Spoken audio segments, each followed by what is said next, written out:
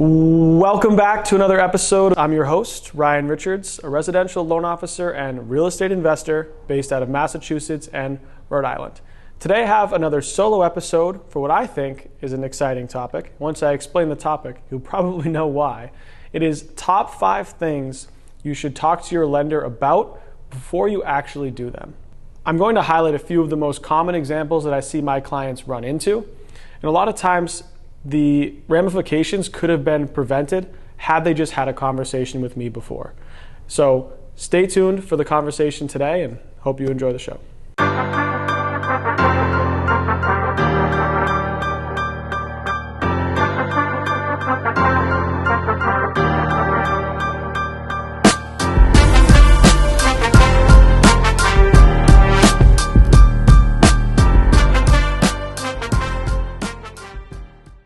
So if you're thinking about buying a property, whether it's a primary residence, another investment property, a second home, buying another multifamily property, whatever the case, any type of financing, whether it's residential financing, commercial financing, or you're financing a car, your financing approval that you get in the beginning, you'll often hear the term pre-approval, which if you interpret literally means before you're approved. So they're giving you an idea for what you can qualify for something. And a lot of times, that's a snapshot in time, right? I mean, if I pre-approve someone for a loan today, that's based on the credit information and financial information I have today, which obviously can change by the time you actually get your loan. So it's really important that before you make any changes to your finances, you talk to your lender about the potential ramifications that could have on the financing you were pre-approved for. Because a lot of times, once you make certain decisions, they're irreversible. And they can significantly change what you're able to get approved for or what you were pre-approved for previously based on those changes you made. So here are the top 5 situations I see clients fall into and how they could have been avoided if you just had talked to your lender. So number 1, most common mistake I see is when it comes to buying other property. So I have a lot of clients who are involved in multifamily investing or buying vacation homes. They're in that stage of life where they've already bought their first property and they're looking to buy something else. Well, the order that you do that in really matters because it impacts your finances pretty significantly. So the most common example I see specifically is when it comes to multifamily. I have a lot of clients who buy a 3-family. They live in the first floor unit. They collect the rental income from the units above. They might live in the property for a year or 2 and they go look to buy another property. Awesome. That's a great strategy, one that I do myself and highly recommend to everyone. But the order in which you take those subsequent steps is really important. For example, if you buy a multifamily property, let's say you buy a 3-family, you buy it for $500,000. You put some work into the property, you live in it for 2 years. After 2 years, the property is now worth $600,000. Well, you have some equity in the property. So what a lot of people look to do is they look to access that equity in the property to use as a down payment on their next property. But the most common mistake I see people make is that 2-year mark comes, or whenever they're ready to move out, they leave the property, they move out, they rent out that unit they were living in, and they come back to me and say, okay, I'm living with my friend or I'm living at home now, my property's fully rented out, I want to access the equity that's in my property. But the problem is now they left the property and it's now an investment property. It's no longer their primary residence, which means the terms of the financing options available to them change completely. So essentially, under this example, they'd be no longer able to access the equity that they gained in the property because the way they're using it changed. And there's no way to fix that quickly. So again, if you're thinking about buying property, buying one property, multiple properties, talk to your loan officer and make sure that they're on your team and understand your plan so that they can advise you on these common roadblocks. What I would have said to this client is, well, if you're planning to live in the property for a couple years, once we know the value of the property's been improved to the point where you have some equity to take out, let's get you an equity line of credit while you still live in the property so that we can access a lot more of the value, get you better terms, and set you up so that a year from then, when you're ready to actually move out of the property, whenever that time frame is, you already have the equity line in place and you've already taken that step, so you can leverage that into your next property. This is just one example of thousands that I see all the time. Another common example that I see clients trip up on with conversations they should have had with me beforehand but didn't is when it comes to debt consolidation. So a lot of times people who are financially savvy decide, I want to pay off some of my debt. And they start chipping away at student loans. They start paying down their credit card balances. As a baseline principle, awesome. Pay down your debts, reduce your debts, great. But if your goal is to do that in order to get pre-approved, you should talk to your lender before you start paying things off, because the debts you pay off can be significantly different in terms of the impact to your credit and the impact to how much you can be approved for, right? So as you talk with your lender, you can say, well, I'm not quite ready to buy yet. I want to pay off some of my debt. Or before I buy this house, I just really want to get my student loans or credit card paid off. Okay, great. But have that conversation with the lender, have them look at your finances so that you can make sure you're doing things with intent and purpose. For example, I had a client who was looking to buy a property. I only could pre-approve them up to $400,000 because they had some student loans, they had a car payment, they had a credit card minimum, and they had a personal loan. They decided on their own, I'm going to start paying off my credit cards. Awesome. Credit cards are high interest. I think one of the first debts you should certainly pay off is obviously the higher interest debt.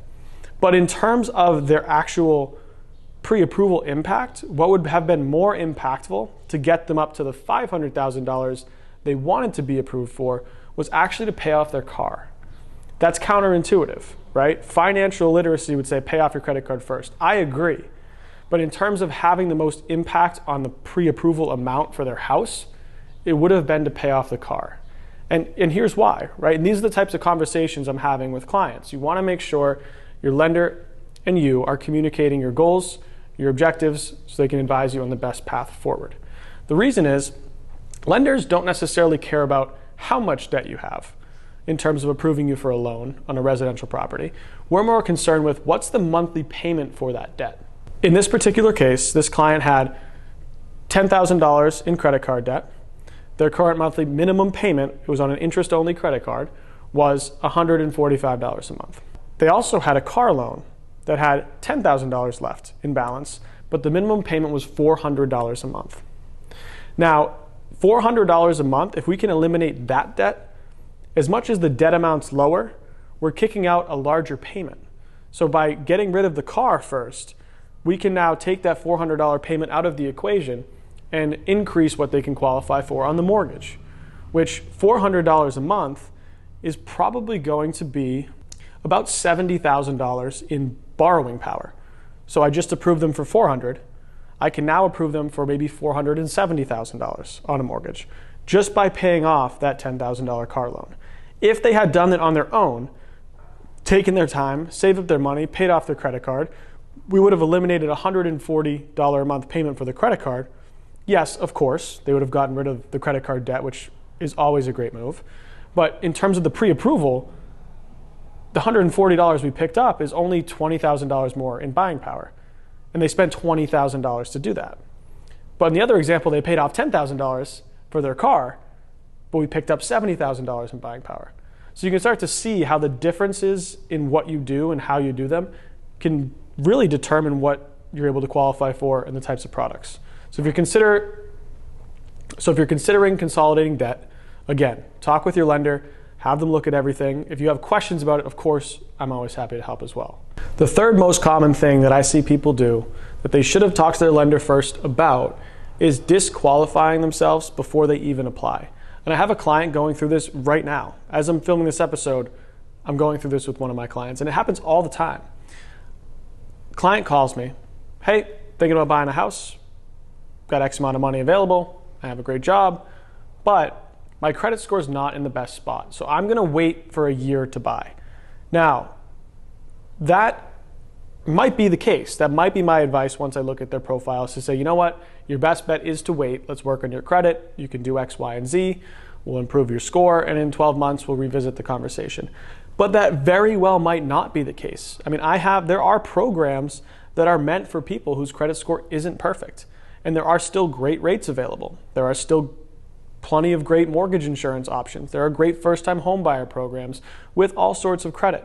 So it's really important that you don't disqualify yourself before you have the conversation. With this particular client, it's been very difficult for me to communicate that message. No matter what I say or how I say it, they're set in their ways and they want to wait. That's perfectly fine. But I highly recommend you don't do that. I highly recommend you have the conversation with the loan officer, have them take a look at things and see what options you have. Because the worst case scenario, they confirm that you're in the position you already think you are. But best case, they show you an option you didn't think you had, or a scenario that you didn't think was available to you, or a loan product you didn't think they had, that actually makes it possible for you to buy now. And you don't have to re-sign that lease for another year. You don't have to stay in the apartment with your friend you don't want to be in. You can actually look at buying houses because there are programs for all different types of people, all different types of situations. So I highly recommend you have that conversation. I've had clients who have come to me and say, I don't think I can buy a house today. I just wanted to have a conversation about it because of X, Y, and Z. I don't have enough money saved up. My credit's not in the best spot, or my boyfriend just started his new job and I don't think you're going to lend when he just started. But it's actually not the case. Once I look at their finances, I look at their credit, I'm actually able to pre-approve them now with a structure that works for them. And they're like, oh my God, I actually can buy a house today. This is awesome. And they go and instead of looking for an apartment, they look for a house. And they buy that home that they always wanted to be in because the product or program exists, or we come up with a structure that makes sense for them. So that's your best case scenario, is I actually show you something that works. You don't have to wait. You don't have to pay off the credit card. You don't have to pay off the student loan. Obviously, if you want to, that's up to you, but you don't have to if there's programs and products available. So don't disqualify yourself before you talk to a qualified professional. The fourth most common thing that I see people do that they should have talked to their lender about first has to do with a similar topic, assuming how much you can qualify for, with, again, out talking to your lender. I had a client recently came to me and said, look, I want to buy a 3-family property. I'm looking at 5% down product. I have about $50,000 saved up. I want to buy this property. I said, okay, great. He's like, but I don't think I can qualify for that much. So I think I'm just going to wait until I get my next, commission check, or wait till I get that gift from my parents before I actually get pre-approved. I really like this house that's on the market right now, but I'm going to wait. I don't think that it's going to work for me. Similar to the last conversation about disqualifying yourself. Don't come with those preconceived notions. Come with an open mind. Have questions, but don't not start the process because of something you think might be a problem. And especially when it comes to assuming what you qualify for, assuming how the mortgage process works. A little bit different than disqualifying yourself. In this case, you're pretending you're an expert in the process. And it's okay to admit you're not. There's plenty of things that I know nothing about. And I fully admit that. So you have to come to that conversation with questions rather than concerns and automatic roadblocks. This particular client is an actual example. Wanted to buy a 3-family property. He was getting a gift of down payment from his parents, but he didn't want to ask them for the down payment yet until he had a house. So initially in our conversation, he's like, so I'll just wait until I find the right house, then I'll call you, we'll get pre-approved, then I'll call my parents, I'll get the gift in my account, and then we'll go make an offer on a Saturday. I'm like, that sounds like a lot of work on a Saturday. I said, it's okay. You don't have to have the money already in your account. So what we can do is we'll actually just get you pre-approved now. I will get an email from your parents acknowledging they'll give you a gift in the future of X amount for the purchase of real estate. And then once you find the house, they can either transfer it to you or they can give it to the attorney and they'll hold it for closing. He's like, oh wow, I didn't know you could do that. I thought you'd have to see the money in my account. It's like, no, not always. In this circumstance, we'll be able to make it work. So it actually allowed him to get pre-approved sooner so that he could digest the numbers, have that conversation with his parents sooner about, hey, I know you said you're going to give me a gift. By the way, I think I need that. Before he actually found a property, gives them time to think about it, prepare their finances to actually make that gift transfer. But gave him time. I mean, if he had gone through with that plan, it would have been incredibly stressful for anyone, but especially a first-time home buyer. If he started with the property, then tried to get pre-approved on the weekend, which of course we can do, can pre-approve you anytime, I'm always available, but it's stressful because now on Saturday you have to, as a first-time home buyer, digest and understand all of the numbers and mortgage math that we're going to go over, closing costs, rates, payments, down payments, mortgage insurance. At the same time, you're trying to figure out this property. Do you like the house? Do you like the area? Do you like the layout? What kind of work does it need? Is it going to be a property you have to put a lot of work into over the next 5 years? Are you going to like living there? Do you like the street? Is it too busy outside? All the other stuff you think about, you shouldn't be required to think about all of those things at the same time you do the financing. Do the financing first. Get your ducks in a row with your mortgage lender. Ideally me. If not, that's your loss. But I do think that that's important. Don't assume things about the loan process that you take into making actions you probably shouldn't have without talking to your loan officer first. The fifth most common thing that I see people do that they should have talked to their loan officer about first, but didn't, and believe me, I could go much longer than 5 things, but for the purpose of this episode, we're going to stick to 5. When in doubt, though, always talk to your loan officer because you get the advice you need to hear and you'll know exactly what the plan's going to be. The fifth thing, assuming that the loan officer you're talking to has thought through all of the possible options for you. Because I see this a lot. A lot of lenders and professionals in any industry, but I see this a lot with newer clients. Someone comes to a loan officer and says, I'd like to get pre-approved to buy this house. They say, okay, great. Here is your pre-approval for this house. You came to me, you applied for a loan with $400,000 price, 5% down. Here's the summary of the numbers. You're pre-approved, you're all set. And there's no real conversation there that shows you there are other options available. Because I have clients all the time, and it's probably the case for you if you're listening right now and your lender hasn't talked to you about more than one option, more than one program, more than one financing structure, they're doing you a disservice because there are many different options that you can look into. I have clients who are pre-approved right now for probably 6 different mortgage programs. Granted, they might only consider 1 or 2, but knowing that you have tools available in your toolbox when you're hunting for houses, especially in this New England market, is super important. So don't assume that your loan officer already checked all the other programs. Ask them questions. Do I qualify for any other types of programs? Are there programs available for me if I find a house that needs work? Are there any first-time homebuyer programs available? Why don't I qualify for the assistance loan? These are the conversations I have with clients. Not only here's the program I pre-approved you for and why I think it suits you best, but here are a few alternate options you have available that might be circumstantially better for you. Let's say I pre-approve you for a traditional conventional loan. Well, if the property is not in great condition, maybe it needs a new roof or new windows or a new furnace, or you want to redo the kitchen, we can do a renovation loan. And I walk them through a little bit about what that looks like, just so they know it's an option. That way, if they see a house on Saturday, they love it, but it needs a new septic system, they don't rule it out. Oh, Ryan mentioned something about a renovation loan. Let me talk to him about that. And then that actually can be the solution to get you into a property. And there's so many other different types of examples. Down payment assistance. I have a lot of clients who qualify for these awesome down payment assistance loans. And for one reason or another, it might not make sense for them to take it. But I can say, hey, wait a minute. Keep that in your back pocket, because if you find a house that needs a little bit of work, but not enough work where we can't finance it, enough where you just, you want to do the kitchen, maybe you want to do some cosmetic updates that aren't necessarily a problem for the property, just things you would improve if you could, that's where you could actually use the down payment assistance to keep your money in your pocket so you can go do those renovations afterward with your own funds. Different than a renovation loan where we're actually funding the renovations ourselves. You can do it on your own time later, but use the assistance loan to keep your cash in your pocket to do that. So these are the types of strategies and things I go through with all of my clients to make sure they understand what options they have available to them, so that if a situation comes up, they might not know the full scope yet of every option, but they'll know they're at least available. Oh, Ryan mentioned something about a down payment assistance loan, or I actually think he said I can put 3% down instead of 5%. Or wait a minute, he said we can offer an appraisal gap coverage here because of our down payment, so we can actually offer an appraisal gap and we don't have to bring any more money to the table. Let me go talk to him about that because my realtor said we should think about that type of concept.